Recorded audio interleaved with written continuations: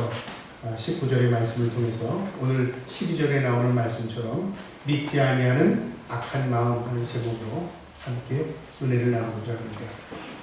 이 히브리서는 1장부터 예수 그리스도는 누구인가를 지금 계속 소개하고 있습니다. 그런데 이 예수 그리스도는 우리가 아는 것처럼 인간이라기보다는 예수 그리스도는 우리가 생각하는 것처럼 어떤 인간과 비교할 수 있는 존재가 아니라는 것입니다.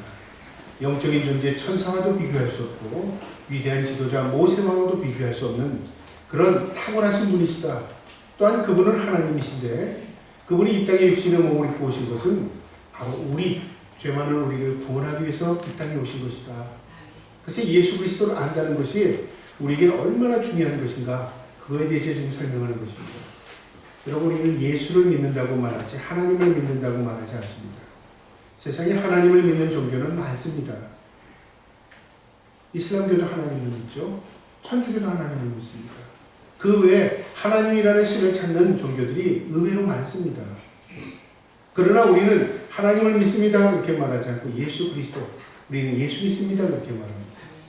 이 예수 그리스도를 모르고 예수를 믿을 수 없습니다. 그래서 예수 그리스도를 알아야 합니다. 이 예수 그리스도를 안다는 것이 얼마나 중요한 것이냐면 우리 예수 그리스도를 아는 것은 바로 믿음의 뿌리, 근원이 되는 것입니다. 이 사람이 과연 올바른 신앙을 가지고 있는가? 그 사람의 믿음의 근원이 어디서부터 온 것인가? 그것을 이해하려면 예수 그리스도를 얼마나 아는가? 그것부터 시작하는 것입니다. 이 히브리서는 그 당시 히브리인들에게 히브리서 저자는 바로 예수 그리스도를 소개하는 것입니다. 그 다음에 끝부분에 가서는 예수 믿는 사람들의 자세, 예수를 당신이 믿는다면 이렇게 살아라는 것입니다. 그래서 이 히브리서는 1장 2절에 천사보다 탁월한 존재임을 설명했습니다. 3장부터는 모세보다 뛰어난 존재, 탁월하신 존재다 논증하고 있는 것입니다. 오늘 본문이 그 내용인데요. 오늘 본문 7절에 보면 그러므로, 이 그러므로라는 건 뭐냐면 바로 우리를 구원하시기 위해 이 땅에 오신 예수 그리스도, 그분을 지금 주목하는 겁니다. 그러므로 성령이 이르신 바와 같이 오늘도 너희가 그의 음성을 듣거든. 성령이 우리 이르신 바, 우리 가르쳐 주시는 분이 성령님이시다고 말하죠. 성령은 우리에게 지혜의 영이십니다. 우리에게 깨닫게 하시고 가르쳐 주십니다. 내가 아무리 예수를 믿어도요, 성령의 감동이 없다면 예수를 헛믿게 됩니다. 내가 20년, 30년 예수를 믿어도 성령의 가르침이 없다면 우린 그저 지식에 머물게 되는 것입니다. 그래서 간혹가다 예수를 믿는데 나중에 가서 영 엉뚱한 행동을 하는 사람들을 보면 그 사람들은 머리로는 예수를 믿었으나 그 머리로 믿은 예수가 가슴으로 내려오지 않은 겁니다. 여러분, 오늘날 우리의 한국교회가 이렇게 많은 문제를 가지고 있는 것은 머리로는 압니다. 그런데 가슴으로 예수 그리스도를 이해하지 못한 그리스도인들이 얼마나 많은지 모릅니다. 그러니까 예수 믿는 사람들 가운데 구원받은 사람은 무려 2%밖에 되지 않는다. 그렇게 말하는 선교사님이 계신 겁니다. 여러분, 심각한 겁니다. 예수 그리스도를 안다는 것은 우리의 믿음의 근원인 것입니다. 그래서 히브리서를 통해서 예수 그리스도를 지금 이 저자는 소개하는 것입니다. 이 3장부터 모세에 대해서 탁월한 모세와 비교하면서 예수 그리스도를 설명하는데요. 오늘 본문은 이스라엘 백성은 모두 불순종했다는 말이죠. 그의 결과로 인해서 죽게 되었다. 그것은 바로 죄의 유혹이었고 또한 순종하지 않았기 때문에 그렇다. 그래서 약속의 땅에 들어가지 못했다는 겁니다. 그 내용을 지금 펼치고 있습니다. 그러나 예수 그리스도는 하나님 앞에 온전히 순종했답니다. 그래서 우리에게 하나님의 나라에 들어갈 수 있는 통로를 열어주신 것입니다. 그래서 우리는 예수 그리스도가 아니면 하나님께 나갈 수도 없고 우리는 천국에 갈 수도 없습니다. 예수 그리스도의 죽으심, 그 십자가로 인해서 하나님의 나라의 기업을 우리가 상속받은 것입니다. 그래서 예수 그리스도를 알아야 된다고 말합니다. 이 성령은 우리에게 가르침을 주셨습니다. 디모데후서 3장 16절에 모든 성경을 하나님의 감동으로 듣답니다. 그래서 이 성경은 우리에게 교훈하고 책망하고 또 바르게 하고 의로 교육하기에 유익하답니다. 성경이 아니면 우리 옳은 걸 모릅니다. 교훈도 모릅니다. 바르게 한 것도 모릅니다. 여러분, 성경이 그만큼 중요한 겁니다. 그런데 우리의 자녀들에게 성경보다 뭘 더 제시하죠? 너 공부 열심히 해라. 예수는 나중에 믿을 수 있어. 물론 말은 그렇게 하지 않지만요, 우리 행동이 그렇다 그 말이죠. 왜요? 먼저 급한 게 공부 열심히 해서 좋은 대학 가고 좋은 직장 얻고 공부 잘해서 출세하기를 원한다는 거죠. 여러분 그렇게 해서 인생에 성공할지는 모르지만 돈은 더 많이 벌지 모르지만 결코 천국 백서 되지 않습니다. 우리가 하나님의 말씀을 모르면 나중에 이해가 될 것 같지만요. 점점 시간이 지나면서 간격이 생깁니다. 어릴 때 믿는 것과 후에 믿는 것의 차이가 얼마나 크냐면 어릴 때 믿으면 순수한 바탕 위에 이 신앙이 들어가기 때문에 세워집니다. 그러나 우리가 이미 세워진 상태에서 말씀이 들어가면요. 계속 흔들립니다. 왜? 위에 고정관념이 생기기 때문에. 그래서 믿음은 어릴 때부터 믿는 게 그만큼 중요한 겁니다. 여러분 목사님 자녀들이 흐트러지는 경우가 얼마나 많은지 모릅니다. 왜 그런 줄 압니까? 내가 목사니까 자녀들 잘 믿겠지. 그렇게 생각하는 분도 있고요. 또 내가 목사니까 이 아이들은 실업도 좋아하는데 교회 나온다고 생각합니다. 그러다 보니까 자녀들이 청년기가 돼서 실증을 내거나 그 다음에 반항기가 생기면서 나는 왜 꼭 예수를 믿어야 되지? 이런 의문을 갖게 됩니다. 과연 예수는 나와 무슨 관계지? 이런 의구심을 가지면서 반항 시기를 겪는 이 자녀들이 굉장히 많습니다. 심지어는 가르치질 않아가지고 결국 문제가 심각해지는 경우가 참 많습니다. 저는 목회하는 가운데 지금 여러 가지 깨닫게 있습니다. 저도 그런 사람 가운데 한 사람이었습니다. 우리 아이들을 제가 부교육자 시절 때부터 어릴 때부터 내가 성경을 가지고 애들 가르쳐야 되는데 부교육자 시절에는 또 맡은 부서를 또 감당해야 됐고요. 또 담임 목사가 돼서부터는 학생들에게 손을 놓고 그저 어른들을 중심으로 성경 공부를 가르쳤다는 거죠. 그러다 보니까 우리 아이들이 중요한 시기였던 이 유년기를 많이 놓쳤던 것 같아요. 내가 목사이기 전에 아버지로서 이 아이들 어린 시절부터 성경을 잘 차곡차곡 가르쳐 주었다면 우리 아이들에게 더 유익했을 것이다. 그런 생각을 한편으로 그래도 지금까지 우리의 자녀들을 통해서 하나님 주신 은혜가 크지만 그래도 목사로서 인생을 돌아보면 그 시기가 얼마나 중요한 시기였는가.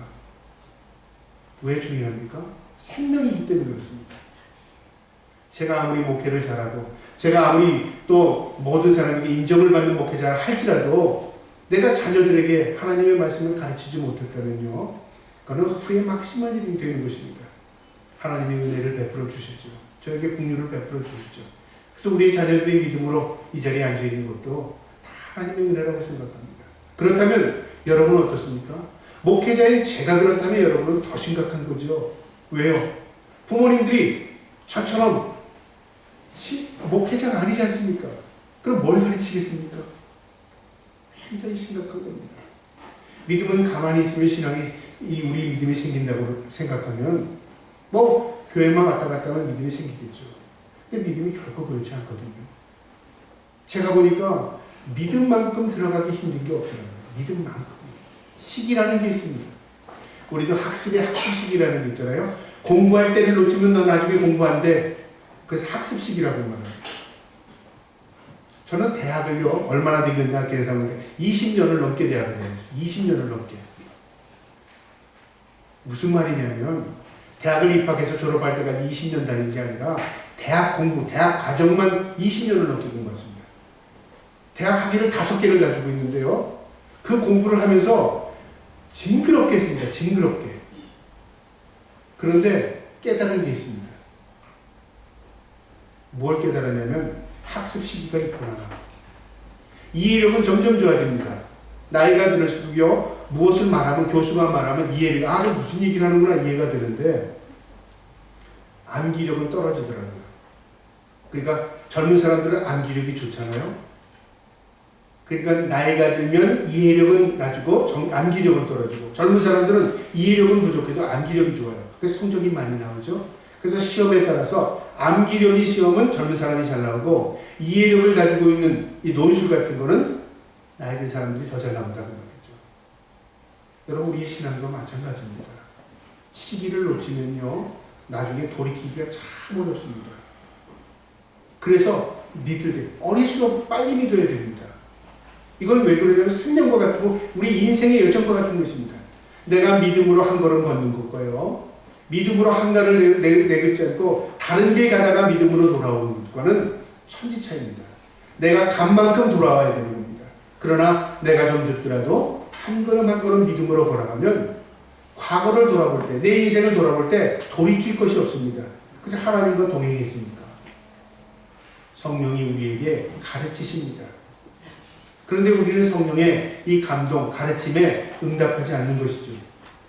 성령이 이르신 바와 같이 오늘 너희에게 음성을 들리거든. 다시 말하면 하나님께서 우리에게 말씀을 통해서 계시하던, 또 우리가 깨닫던 하나님께서 우리에게 계시하는 것입니다. 성령님이십니다. 그의 음성을 듣거든 말씀을 깨닫는 거죠. 복음을 귀를 기울이는 것입니다. 여러분, 복음을 생명이라고 말합니다. 여러분이 지금 듣고 있는 말씀이 제 이야기가 아니라 하나님의 말씀을 듣는 것입니다. 생명을 지금 나누는 것입니다. 근데 생명을 어떻게 생각할까요? 내가 먹고 사는데 큰 불편함이 없다는 말이죠. 내가 교회 안 나와도, 내가 말씀 안 들어도 별로 살아가는데 지장이 별로 없죠. 돈 버는데 지장 없잖아요. 내 건강에 큰 지장이 없잖아요. 그러니까 지장이 없다고 생각합니다. 여러분, 우리가 가지고 있는 게 육적인 것이고 정신적인 것이고 영적인 것이 있잖아요. 가장 인간이 빨리 반응하는 것이 육체적인 것입니다. 기쁨은 웃고 슬픔은 울고, 배가 고프면 먹고 싶고, 배가 부르면 눕고 싶고, 인간이 육체를 가지고 있기 때문에 그렇습니다. 그래서 착각하는 이유가 가장 빨리 오는 반응이기 때문에 가장 중요하다고 생각합니다. 그 다음에 정신적인 겁니다. 예를 들어 배가 고팠다. 그 다음에 내가 왜 굶어야 되는가, 여러 가지 정신적인 혼란이 오잖아요. 육체적인 게 먼저 오고 그 다음에 정신적인 게 늦게 인식합니다. 그 다음에 나중에 영적인 겁니다. 그런데 가장 중요한 게 뭐냐면 영적인 것입니다. 육체적인 것은 조금 덜해도 괜찮습니다. 좀 부족해도 괜찮습니다. 그 다음에 정신적인 것은 조금 부족해도 괜찮습니다. 영적인 것은 어떨까요? 생명과도 같은 것입니다. 그거 부족해가지고 부족해도 천국은 카트라인이 있으니까 60점이면 들어가지. 그게 아닙니다. 이 영혼의 부분은 하나님만이 결정하시기 때문에 그렇습니다. 내가 결정해서 하나님 나 이 정도 됐으니까 믿음 이 정도면 천국 들어갈 수 있죠. 이 정도면 내가 하나님 앞에 인정받죠. 그게 아니라는 말이죠. 하나님이 우리를 인정해 주시는 것입니다. 하나님이 우리를 구원해 주시는 것입니다. 그래서 우리 하나님의 뜻대로 사는 것입니다. 이게 어떻게 되냐면 바로 우리의 믿음 안에서 있는 것입니다. 성령이 우리에게 그것을 깨닫게 해주시는 겁니다. 8절에 보면 광야에서 시험하던 날에 고역하는 것 같이 너희 마음을 완고하게 하지 말라. 지금 이 성경 말씀, 이 시편 95편 7절의 말씀을 그대로 인용하면서요, 이렇게 말하는 겁니다. 광야에서 시험하던 날이 언제일까요? 이스라엘 민족이 광야에서 시험받을 때가 출애굽식입니다. 광야 40년의 여정이죠. 우리 인생으로 보면 이 땅에서 살아가는 인생입니다. 그래서 우리 인생을 광야와 같은 인생으로 비유하지 않습니까? 여러분, 지금 여러분이 사는 저와 여러분이 이 땅에 사는 것이 우리가 지금 영원한 삶이 아닙니다. 광야입니다. 광야. 모래바람이 부는 광야고 만나와 메추라기가 내려주지 않으면 살 수 없는 광야입니다. 이 광야를 인식해야 되는 겁니다. 이 광야에서 이스라엘 민족이 어떻게 살았냐면요, 하나님이 만나와 메추라기를 먹이시고 그 다음에 그들이 목마르지 않도록 샘이 터지게 하셔서 반석에서 물을 내기시기도 하셨습니다. 그런데 이스라엘 민족의 특징은 안 되면 원망입니다. 불평합니다. 물이 맛없다고 원망하고, 고기 먹고 싶다고 원망하고, 그 다음에 또 불평하고. 광야의 40년의 모든 여정을 보면 원망 불평으로 살았습니다. 여러분, 우리 인생을 한번 비교해 볼까요? 어떤 사람은 감사하며 사는 사람이 있고, 어떤 사람은 원망하는 사람이 있고, 살아가는 건 인생 똑같습니다. 광야 같은 인생이니까요. 결과는 어떻게 될까요? 원망하는 사람은 행복하게 살았을까요? 감사하는 사람은 불행하게 살았을까요? 아닙니다. 똑같은 형편에서도 감사하는 사람에게는 하나님의 은혜를 경험하게 되고요, 똑같은 상황에서도 원망 불평한 사람은 그것 때문에 더 고통과 더 큰 어려움을 당하고 삽니다. 뿐만 아니라 결과는 하나님의 진노였다 그 말이죠. 우리가 하나님을 욕하는 것이 하나님을 직접 대고 욕하는 것만 하나님의 욕이 아니라요, 하나님이 창조하신 내 인생의 주인 되신 하나님을 내가 눈에 보이지 않고 내가 내 스스로를 욕하고 살면 결국은 나를 만드신 하나님을 욕되게 하는 것입니다. 여러분, 자녀가 자신을 가해하면 누구를 욕하는 겁니까? 부모를 욕하는 거 아니겠습니까? 마찬가지입니다. 이처럼 이스라엘 민족은 광야 40년 동안에 원망하고 불평하고 살았습니다. 너희 마음을 완고하게 하지 말라 그렇게 말합니다. 여기 완고하다는 말이 무슨 뜻이냐면 하나님을 거부하지 마라. 하나님에 대해서 대항하지 말라. 강팍하다는 말이죠. 내가 마음을 꽉 닫아버리고 내가 딱 굳은 마음을 가게 되면 하나님을 거부하는 겁니다. 하나님께 대항하는 겁니다. 우리 자녀들도 그러잖아요. 자녀가 야, 너 뭐 좀 해라. 들은 척만 자꾸 가만히 있어요.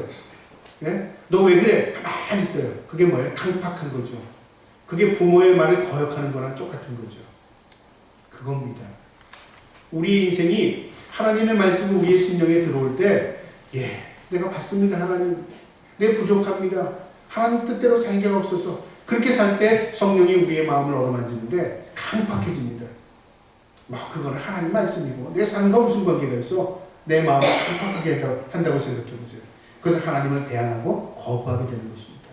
그래서 너희 마음을 견고하게 하지 말라. 왜? 우리가 망하기 때문에. 성경은요, 하나님을 위해서 쓰여진 책이 아닙니다. 성경은 안 믿는 사람에게 주어진 책도 아닙니다. 성경은 하나님 앞에 택함받은 백성이 하나님을 잘 알아서 섬길 수 있도록 그 하나님에 대해서 실체를 우리에게 가르쳐주기 위해서 성경을 우리에게 주신 것입니다. 그래서 성경은 하나님을 알 수 있는 책입니다. 성경을 읽고 성경을 보면서 하나님을 만나지 못했다는 것은 강팍한 심령이 되는 것이죠. 6절에 보면, 그 다음에 8절에, 9절에 볼까요? 거기서 너희 열조가 나를 시험하여 증험하고, 거기서가 어디입니까? 바로 광야에서, 우리로 말하면 이 땅에서. 우리가 이 땅에서 광야 같은 이 세상에서 살면서 거기서 이 하나님의 연단의 장소입니다. 하나님은 천국에서 우리를 연단하시지 않습니다. 너 다시 시험 보고 2차 시험 있다. 천국에서 2차 시험 보고 네가 잘하면 좋은 곳으로 배속해 줄게. 그런 곳이 아닙니다. 시험의 장소는 이 땅입니다. 그러니까 당연히 우리가 시험 받는 게 당연하죠. 만약에 시험이 없다, 심각한 겁니다. 시험이 없으면 천국 못 가죠. 쉽게 말합니다. 여러분, 누구나 갈 수 있는 것은 그것은 좋은 것이 아닙니다. 택함 받았다는 게 뭐예요? 누구나 갈 수 있는 것은 택함이 의미가 아니죠. 택한다는 것은 하나님이 골라내셨다는 거죠. 고를 때 무엇으로 고르십니까? 시험을 보죠. 테스트한다는 말이죠. 그 장소가 어디입니까? 이 땅이었다는 말이에요. 이스라엘 민족도 하나님께서 약속의 땅 가나안 땅에 들어가기 전에 40년 동안 광야에서 모래바람 부는 곳에서 테스트하셨습니다. 그런데 모두가 불합격난 겁니다. 그 이유가 뭔지 아십니까? 그들이 거기서 시험을 받았습니다. 나를 시험했답니다. 피조물이 창조주를 시험했습니다. 창조주가 피조물을 시험하는 것인데 그들이 시험엔 다 불합격하고 거꾸로 하나님을 시험 들게 했습니다. 이 말은 무슨? 하나님을 괴롭혔습니다. 원망하고 불평하니까 그 원망의 불평이 아니라 내가 이 힘들어도 하나님 나에게 만나를 내리시는구나. 내가 또 먹고 싶다니까 메추라기를 내리시는구나. 한 끼도 거르지 않으신 것뿐만 아니라 우리에게 또 물을 공급해 주시는구나. 좀 불편하고 좀 힘들어도 광야에서 굶어 죽지 않았잖아요. 그런데 모든 것이 하나님이 주시는 것에 대해서는 인정하지 않고 내가 불편한 것에 대해서만 원명하고 불평했다는 거죠. 그러니까 누구를 시험한 겁니까? 하나님을 시험하셨어요. 주는 분을 시험했어요. 여러분, 어머니가, 아내가 집에서 반찬을 해줍니다. 이거 왜 이렇게 짜? 이거 왜 이렇게 맛없어? 그럼 누가 시험 듭니까? 맛없어도 먹을 수 있어요. 그런데 먹으면서 잔소리하고 먹으면서 불평하면 누구를? 음식을 한 사람을 시험하는 게 아니겠습니까? 마찬가지입니다. 우리가 하나님 앞에 피조물입니다. 우리는 그저 아무것도 할 수 없는 존재입니다. 그런데 하나님 앞에 이건 어떻고 저건 어떻고 이건 안 되고 저건 안 되고 불평하고 원망한다면 하나님을 시험하는 겁니다. 이스라엘 민족이 바로 그랬다고 말입니다. 그러면서 증험했다고 말합니다. 이 증험이라는 말은 도키마초, 이 헬라어로 도키마초라는 말인데요. 입증했다, 확증했다, 조사했다. 마치 경찰관이, 검사가 그 사람이 범인인가 입증하고 확인하고 그 다음 검사하는 것처럼. 어디에서요? 광야에서. 이들이 과연 약속의 땅에 들어갈 존재인가? 하나님께서 그들을 검증했습니다. 또 하나님도 이스라엘 민족을 검증하고 이스라엘 민족도 하나님을 만난 장소입니다. 모두가 검증된 장소입니다. 그 다음에 10절에 보겠습니다. 그러므로 내가 이 세대에게 노하여, 이 세대라는 누구 세대냐면 그 당시 이스라엘 민족이기도 하고요. 그 다음에 오늘날 우리이기도 합니다. 이 출애굽 1세대, 그러니까 출애굽해서 광야 40년을 여정을 거닐었던 그 세대, 1세대입니다. 이들은 원망과 불평으로 가나안 땅에 들어가지 못했습니다. 여러분 똑같죠? 성경은 우리에게 그림자를 보여줍니다. 그래서 우리가 이 땅에서 어떻게 사느냐에 따라서 우리가 어디로 갈 것인가를 아는 것이죠. 우리 청년부 오전에 성경 공부하면서 질문이 있었습니다. 구원에 대한 질문을 던졌는데요. 하나님께서 우리를 만세전에 택하셨다는데 그럼 내가 구원받은지 어떻게 안 받은지는 어떻게 하느냐. 내가 지금 예를 들어서 믿음이 있는데 나중에 믿음 없어질 수도 있고 지금 믿음 없는데 믿음 있어질 수도 있잖아요. 그건 모릅니다. 내가 내일을 알 수 없는 게 우리 인생이 돼요. 이럴 때 이 사람이 구원받은 사람이고 구원받지 않는 사람이고 어떻게 할 수 있느냐. 하나님만이 아십니다. 그래서 교회는 두 가지 교회가 있죠. 유형교회, 무형교회. 유형교회는 눈으로 보이는 우리들입니다. 교회 나오니까 저 사람 다 예수 믿는 것 같아요. 그런데 무형교회는 달라요. 하나님만이 아시는 교회, 성도들이 있어요. 그러니까 교회 안에는 무형교회와 유형교회가 섞여 있겠죠. 하나님 앞에 우리가 구원받으면 우리는 하나님의 구원받은 백성의 일원이 되는 것이고요. 내가 교회를 오래 다녔어도 하나님을 모르고 살았어요. 그러면 결국 이 땅에서는 내가 교회를 다녔지만 하나님의 백성이 아니게 되는 겁니다. 여러분 심각합니까? 심각하지만 해야 될 말씀입니다. 왜 그러냐면 우리의 믿음의 근본을 찾아야 되기 때문에 그렇습니다. 이 세대, 1세대는 하나님 앞에 다 택함 받았죠. 그들은 예외가 없이 히브리인들은 다 택함 받은 겁니다. 심지어는 히브리인들이 나올 때 이방인들도 함께 섞여 나왔습니다. 그 하나님 앞에 택함 받은 백성입니다. 이 광야의 40년의 여정을 통과하면서 모두 시험 들었습니다. 그래서 그 세대는 들어가지 못했고 그 자녀 세대만이 들어가게 됩니다. 그러니까 하나님은 약속을 신실하게 이루어가지만요. 그 약속의 신실함이라는 건 뭐냐면 미달도 통과시키는 게 아닙니다. 쉽게 말하면 아닌데 기라고 말하지 않는다 그 말이죠. 믿음이 없이는 하나님을 기쁘시게 할 수 없고 천국은 믿음 가지고 들어간다고 했잖아요. 믿음이 없는데 못 들어가는 거죠. 목사가 속이는 경우가 많은 게 속인다 그래요. 목사가 잘못 가르치는 게 많으면 우리는 다 구원받았습니다. 내가 어떻게 알아요? 교회 나오니까 우리 다 천국 백성입니다. 그거 어떻게 알아요? 모릅니다. 우리 가족도 모르겠는데요, 제가. 그래서 우리 기도하는 겁니다. 그러나 중요한 것이 뭡니까? 내가 지금 그리스도를 갈망하고 있고 내가 주님 하나님 은혜 없이 살 수 없고 지금 현재를 보면 내가 하나님의 은혜를 입은 자구나. 이것이 계속 유지가 될 때에 내가 하나님의 백성으로 내가 인침받은 것을 내가 결론적으로 깨달을 것 축복합니다. 그래서 우리는 구원은 단회적인 게 아니라 여정 가운데 있는 것입니다.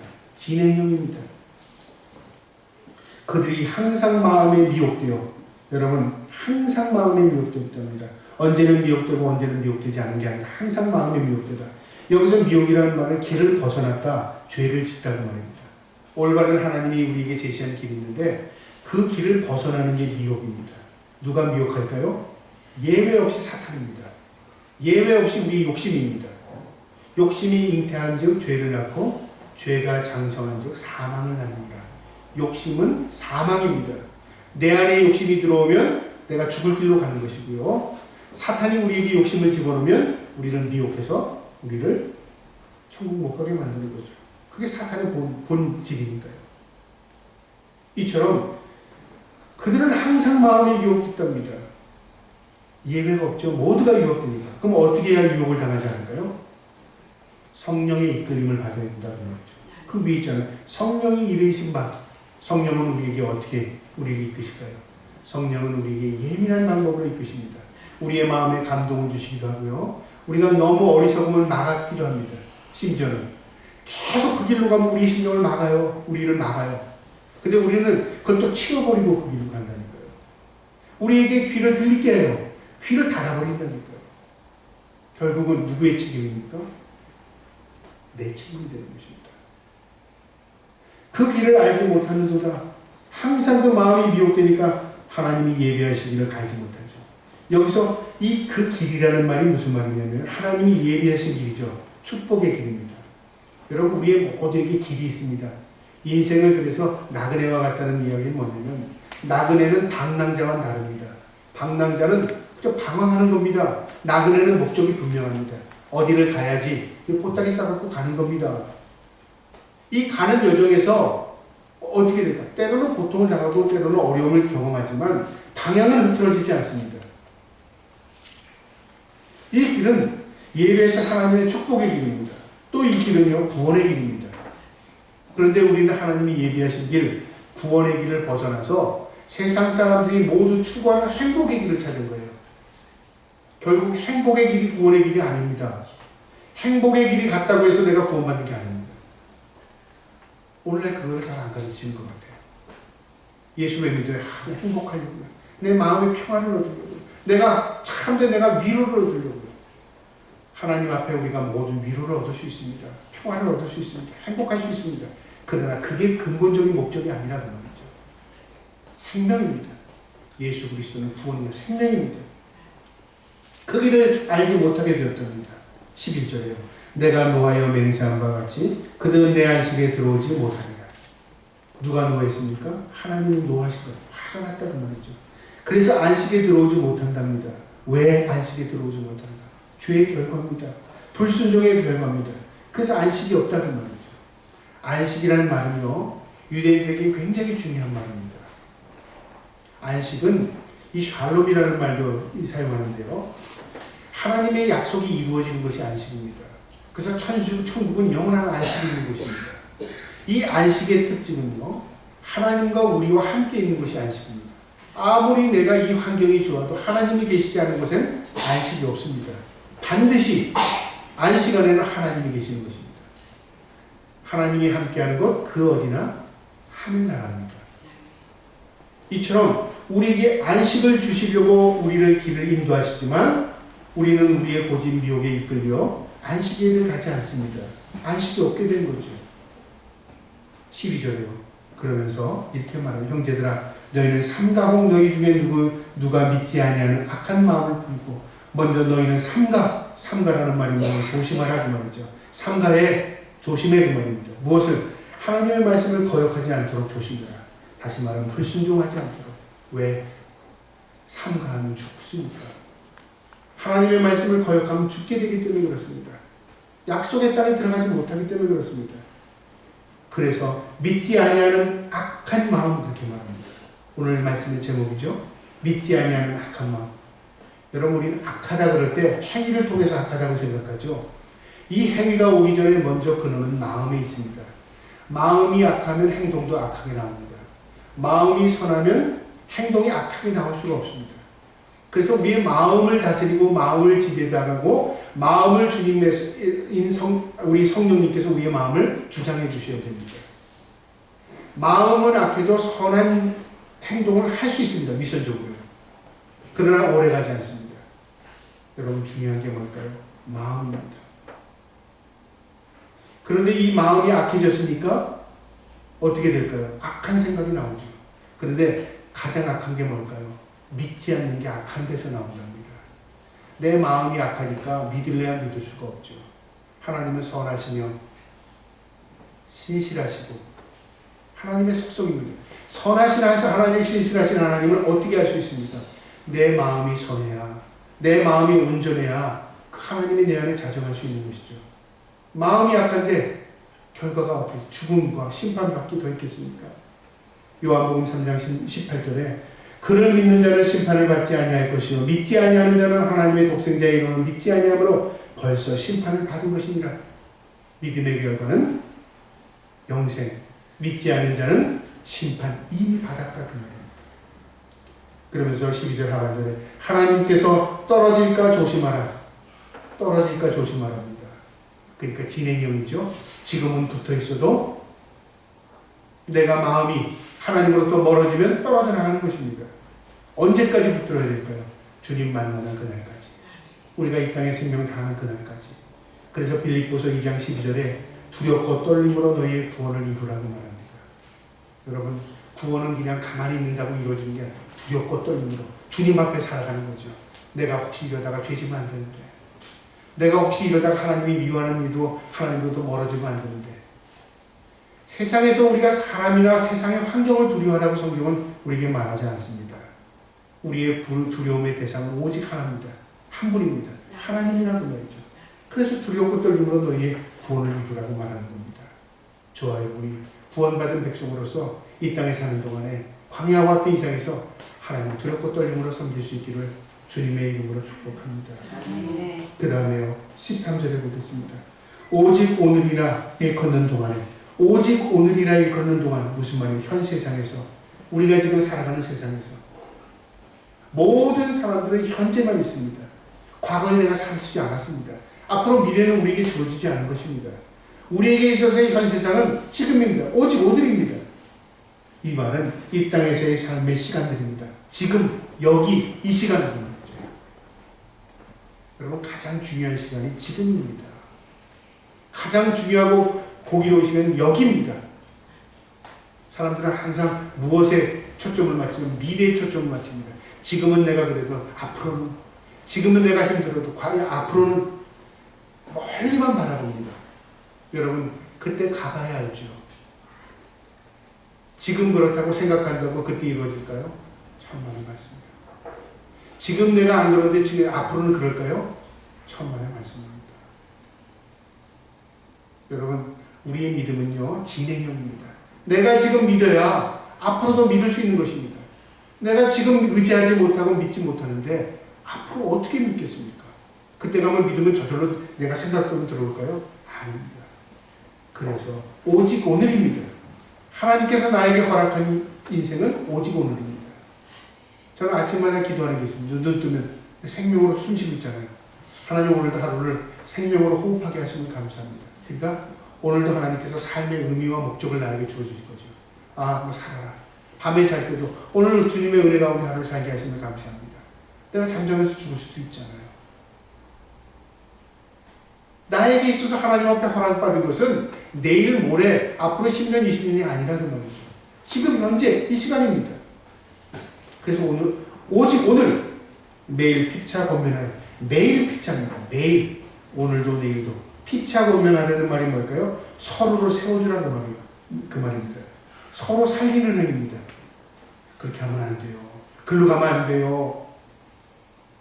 서로에게 권면하는 거죠. 여러분, 성경은 둘보다 셋이 낫다는 말이 있습니다. 왜요? 혼자보다 둘이 낫고 둘보다 셋이 낫죠. 왜요? 서로를 세울 수 있으니까. 위기를 당할 때요, 혼자 위기를 당하는 것보다 두 사람이 있으면 한 사람이 힘들 때 한 사람이 연락을 해주든가 격려해 주든가 도움을 받을 수 있잖아요. 우리의 신앙도 그렇습니다. 광야와 같은 인생을 갈 때 지치고 힘들어서 쓰러질 때 옆에 있는 믿음의 성도가 붙들어주고 힘주고 격려해주고, 그게 교회가 아니겠습니까? 교회는 살기 위해서 반드시 우리가 이 땅에서 필요한 것입니다. 하나님께서 우리에게 허락한 것이 그래서 가정과 교회가 되는 것입니다. 혼자 사는 것보다 가정 가지고 사는 게 그래도 낫고요. 혼자 믿음 생활하는 것보다 교회를 통해서 믿음 생활하는 게 훨씬 낫습니다. 매일 피차 권면을 합니다. 왜요? 죄의 유혹을 빠지지 않게 하기 위해서. 피차 권면하여 너희 중에 누구든지 죄의 유혹으로 완고하게 되지 않도록 하라. 죄의 유혹. 죄는 유혹을 당하는 것입니다. 누가요? 사탄이 우리를 죄 짓도록 유혹하는 거죠. 유혹하고 기만하고 속인다 그 말이에요. 그래서 죄를 지어서 절망하게 만들고 우리를 죽게 만듭니다. 여러분, 속지 마시기 바랍니다. 세상의 모든 것들이 하나님으로부터 멀어져서 결국은 우리를 망하게 만들기 위해서 세상의 많은 것들이 우리를 미혹하는 것들이 얼마나 많은지 몰라요. 세상의 관념, 세상의 사고, 세상적인 가치 다 우리를 망하게 만듭니다. 성경은 우리에게 고귀한 가치를 알게 해요. 생명이 무엇인가를 알게 해요. 모두가 예수 그리스도십니다. 14절에 보겠습니다. 우리가 시작할 때 확신한 것, 시작할 때라는 말은 뭐냐면 예수를 처음 믿었을 때, 예수 믿고 구원의 은혜를 감격했을 때, 우리 모두 시작이죠. 나는 예수 믿는 게 얼마나 감격스러운지 몰라. 내가 그때 그 집사님이 아니었으면 예수 못 믿었어. 야, 그때 그가 나를 전도하지 않았으면 내가 예수를 못 믿었어. 그런 어떤 시작점이 있었다는 말이죠. 부모를 통해서든 친구를 통해서든 이웃을 통해서든 이 예수를 믿었을 때 그 은혜를 기억하고 마음에 두고 살아라 그 말이죠. 언제까지요? 끝까지 견고히 잡고 시작은 좋았으나 끝은 흐트러져 버리면 어떻게 될까요? 아무것도 아니죠. 용두삼이라는 말 있잖아요. 시작은 좋았는데 끝은 희지부지 된다는 말. 우리의 믿음이 용두삼이가 되지 않아야 됩니다. 끝까지 잡아야 됩니다. 무엇을요? 우리의 생명 되신 예수 그리스도를 붙드는 것입니다. 언제까지요? 주님이 땅에 다시 오실 그날까지. 그래 신앙은 그래서 경주와 같은 것입니다. 좌로나 우로나 치우치지 말고 그리고 끝까지 달리고 깨어서 경성하고 기도하고. 그러니까 우리가 구원론이라는 게 보면은 하나님이 우리를 택하셨습니다. 그럼 택하실 때 나는 가만히 있어도 하나님 택하시는가요? 어떤 사람은 그렇게 물어보는 사람이 있고요. 하나님께서 우리를 택하시면 결코 버리지 않는다고 하는데 내가 이 땅에서 실족할 수도 있죠. 그렇게 또 그러면 하나님 버리신 건가요? 이렇게 잠깐만 어떤 논리를 정연하게 질문을 던지는 분이 있어요. 다 맞는 얘기인데 그것보다 중요한 게 있어요. 하나님이 나를 택한 자라면 결코 내가 하나님을 버릴 수 없을 것입니다. 하나님이 나를 택한 자라면 내가 결코 하나님의 은혜 속에서 살지 않을 수가 없을 것입니다. 그리고 끝까지 그분을 붙들게 될 것입니다. 그러니까 믿음은 과정이지만 결과에 가서 봐야 된다고 말이죠. 언제까지? 주님 만나는 그날까지. 이 땅에서 내가 목사했습니다. 이 땅에서 내가 큰 중요한 직분을 가지고 있었습니다. 내가 이 땅에서 큰 교회를 다녔습니다. 내가 믿는 가정에서 태어났습니다. 좋은 바탕일 수 있습니다. 그러나 그 바탕을 가지고 그 바탕 때문에 내가 구원받는다. 이랬기 때문에 이렇게 되는 건 아닙니다. 오히려 그것이 걸림돌이 될 수도 있습니다. 그래서 성경에도 이야기 있잖아요. 고린도전서 1장. 십자가가 믿는 자에게는 하나님의 능력이 되지만 믿지 않는 자들에게는 뭐가 되죠? 그들에게 걸림돌이 됩니다. 예수를 믿었지만 십자가의 은혜가 없다면 예수 믿는 게 걸림돌이 된 거죠. 이것을 성경은 우리에게 가르쳐 줍니다. 14절에 시작할 때 확실한 것 끝까지 견고히 잡고 있으면 그리스도와 함께 참여한 자가 되려. 그리스도와 함께 참여했다. 예수 그리스도와 함께 하나님 앞에 기업을 이어받을 자, 구원받은 자, 하나님 앞에 천국에 입성하는 자가 될 것이다 그 말입니다. 그것을 설명하는 내용이 15절부터입니다. 성경에 이르되 성경 바로 이 시편 95편 7절 8절의 인용을 그대로 말씀을 인용합니다. 오늘 너희가 그 음성을 듣거든 경노하시게 하던 것 같이 너희의 마음을 완고하게 하지 마라. 누가 하나님의 마음을 격분하게 만들었습니까? 이스라엘 민족이 광야 40년 동안에 하나님의 시험을 넘지 못하고 거꾸로 그들이 하나님을 분노케 만든 겁니다. 우리가 이 땅에서 살아가는 동안에 하나님께서 예수 믿는 자로 택해 주셔서 그 시험을 넘을 수 있도록 성령이 우리에게 보내주셨는데 거꾸로 우리가 기회 때마다 하나님 원망하고 불평해서 하나님을 시험하고 있다는 말이죠. 이 땅에서 사는 동안에. 그렇게 하지 말라. 마음을 완곡했다고 말합니다. 마음을 완곡했다는 건 꽉 마음을 굳어져 버린 거죠. 완고한 마음. 그러면서 16절에 듣고 경노하시게 하던 자가 누구냐? 모세를 따라 애굽에서 나온 모든 사람이 아니냐? 누가 그랬느냐? 택함 받은 이스라엘 민족이 그랬지 않는가? 오늘날로 말하면 누가 그랬느냐? 예수를 믿는다고 했던 너희들이 그러지 않았느냐 그 말이죠. 여러분 하나님의 마음을 아프게 하는 건 누가 아프게 하냐면요. 예수를 안 믿는 하나님을 모르는 이방 민족들이 하나님을 아프게 하지 않습니다. 하나님이 애굽 사람들이 하나님 안 믿어서 암 아파하셨습니까? 성경에 거기 어디 있습니까? 이스라엘 민족이 폐역하고 이스라엘 민족이 하나님을 아프게 만들었습니다. 오늘날로 말하면 교회 안 나오고 예수 안 믿는 사람들이 하나님을 욕되게 하지 않습니다. 교회를 나오는 사람들이 예수를 믿는 사람들이 예수님을 다시 십자가에 못 박고 있다고 말이죠. 이건 성경적인 예나 똑같습니다. 듣고 격독해 한 것 바로 누구냐? 그들이 이스라엘 민족이 아니냐 그 말이죠. 우리에게 주는 교훈의 시사가 있습니다. 17절에 또 하나님이 40년 동안 누구에게 노하셨느냐? 분명히 나오죠. 누구 때문에 화났느냐? 애국 사람들 때문에 화났느냐? 이방인들 때문에 화났느냐? 아니죠. 하나님 앞에 택함받은 이스라엘 때문에 화나지 않았느냐? 말이죠. 그들의 시체가 광야에서 엎드러진 범죄한 자들에게가 아니냐? 그들이 왜 다 시체가 되어서 다 나중 들게 되었느냐? 하나님 앞에 범죄했기 때문에 그렇지 않느냐? 버림받은 이유가 뭐 때문에 그러느냐? 그들이 오히려 하나님을 시험하지 않았느냐? 우리가 왜 이 땅에서 예수를 믿는다고 말하다가 버림받을 수 있지 않겠느냐? 왜 그럴까? 천국 들어가지 못할 수 있지 않느냐? 우리가 하나님을 시험하고 원망하고 불평하기 때문에 그렇습니다. 그건 결국 하나님을 믿지 않은 거죠. 여러분, 답이 나오죠? 그러니까 예수를 믿는 사람은 하나님을 인정합니다. 하나님을 인정하는 사람은 원망 불평이 적어집니다. 그리고 감사가 터집니다. 그리고 우리의 삶 가운데 예수 그리스도의 모습이 드러나는 겁니다. 행위가 먼저가 아니라 믿음이 먼저입니다. 믿음이 생기면 행위의 변화가 일어납니다. 근데 믿음이 있다고 말을 하는데 변화가 없다면 뭐죠? 믿음도 없다고 말이에요. 그래서 야고보 사도가 그렇게 말한 겁니다. 너는 내게 믿음을 보여봐. 나는 행함을 통해 내게 믿음을 보이다. 그 말입니다. 믿음 있어? 그러면 너 행위를 통해서 내가 믿음 있다고 인정해 줄게. 그런데 너 믿음 있다고 말하는데 내가 뭔지가 믿음인지 모르겠어.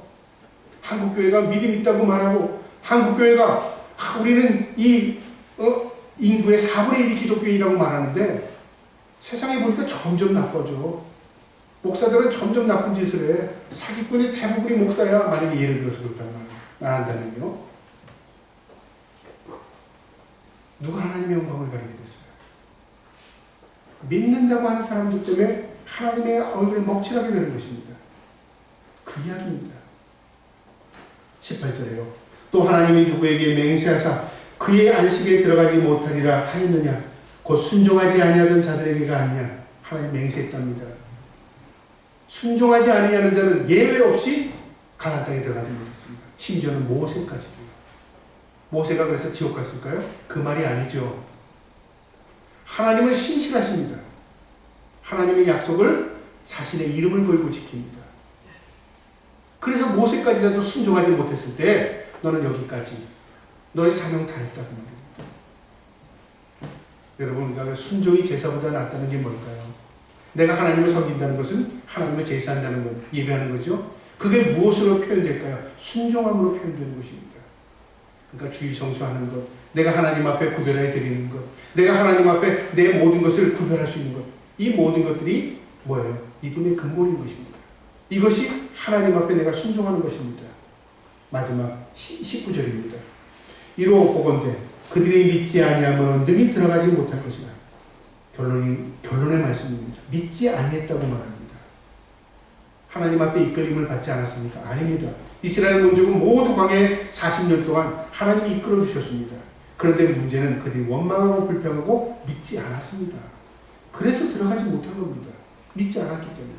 하나님, 난 이 땅에서 목사로 했는데요. 하나님, 나는 교회를 섬겼는데요. 하나님, 나 하나님의 일만 했습니다. 다른 게 한 게 없어요. 넌 믿지 않았네. 못 들어가는 겁니다. 뭐가 믿은 건데요? 하나님을 믿어야죠. 하나님의 이름은 불렀으나 하나님을 믿지 않고 내가 내 사업하고 있었고 내가 열심히 일하고 있었습니다. 그건 뭐였을까요? 믿지 않은 거죠. 여러분, 심각한 내용입니다. 오늘 말씀이 우리에게 주는 교훈이 있습니다. 우리 모두 하나님의 말씀에 순종하며 살기를 주님의 이름으로 축복합니다. 내가 하나님의 말씀에 순종하면 내게 복됩니다. 그 다음에 두 번째로 교훈은요. 이 땅에서 삶이 조금 어렵고 힘들지라도 절대 우리가 하나님 앞에 원망하거나 불평하지 말으며 살아야 됩니다. 내가 내 일에게도 내가 나 자신에게 원망해도요. 하나님을 욕되게 하는 겁니다. 나를 만드신 분이 하나님이십니다. 너는 왜 이 꼬라지냐? 하나님 욕되게 하는 거죠. 너는 왜 그 모양이야? 내가 자식을 욕해도 하나님을 욕되게 하는 것입니다. 그래서 자녀를 키우기 힘든 게 내 자녀라고 생각하기 때문에 내가 막대하는 겁니다. 여러분, 내 자녀지만 하나님께 물어야 합니다. 그리고 나는 그저 맡긴 것에 대해서 책임만 완수할 뿐입니다. 이가 어떻게 되든지 그건 하나님과 자녀와의 관계인 것입니다. 나는 그저 맡겨준 것에 대해 최선을 다할 뿐입니다. 저와 여러분이 하나님 앞에 어떠한 일이 있어도 원망과 불평하지 말기를 주님의 이름으로 축복합니다. 마지막으로 주는 교훈은 우리의 생명 다하는 그날까지 예수 그리스도에 대한 믿음 변치 않기를 주님의 이름으로 축복합니다. 끝까지 잡고 일어서 끝까지 붙들라. 언제까지요? 주님 만나는 그날까지. 그래서 우리의 신앙은 죽는 순간까지입니다. 주님 만나는 그날까지입니다. 저와 여러분이 믿음의 경주를 잘 달려갈 수 있기를 주님의 이름으로 축복합니다. 아멘. 기도하겠습니다. 사랑과 은혜의 아버지